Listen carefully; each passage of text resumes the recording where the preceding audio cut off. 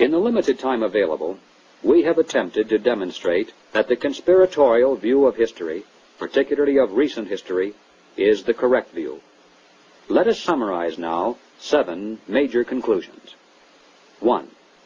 There is and has been for some time a conspiracy among some of the richest people in the world, a conspiracy that virtually owns the money systems of the major non-communist nations. This monopoly is protected by the power of the respective governments, and is used to perpetuate the conspiracy's vast wealth by the creation of money out of nothing. 2. In the United States, this monetary fraud is perpetuated through the Federal Reserve System.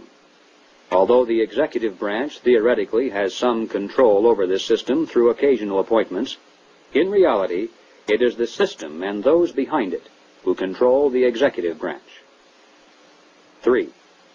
The capitalist conspiracy in this country surfaces to public view in the form of the semi-secret Council on Foreign Relations.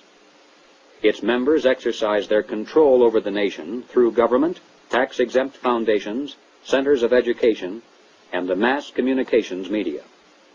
4. On the surface, the capitalist conspiracy appears to oppose communism. It spends billions of dollars in spectacular military displays of anti-communism all around the world, but never to the extent of seriously harming the enemy, and certainly not to the extent of defeating him. Meanwhile, behind the scenes, the conspiracy always has nourished and aided communism both at home and abroad. It does this not because it is pro-communist, but because it needs the appearance of a formidable foe, and the chaos byproduct of a managed conflict to advance its own goal of totalitarian world government. 5. There is much evidence indicating that the capitalist and communist conspiracies both are directed by a single master conspiracy which may have continuity with the order of the Illuminati, which was founded 200 years ago. But this historical question is not nearly as important as the immediate question of what can be done about it today. 6. As for our response, we must begin to dismantle the conspiracy's machine of big government. We must restore American independence. We must return our schools to local control. We must protect our police forces from federal aid, which is the certain path to a national police force controlled from Washington. We must denounce revenue sharing as a transparent device leading to control over local government.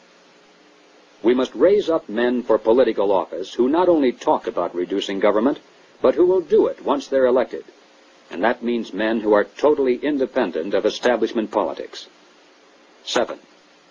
We must reduce the Federal Reserve System to a service function of clearing checks between banks only.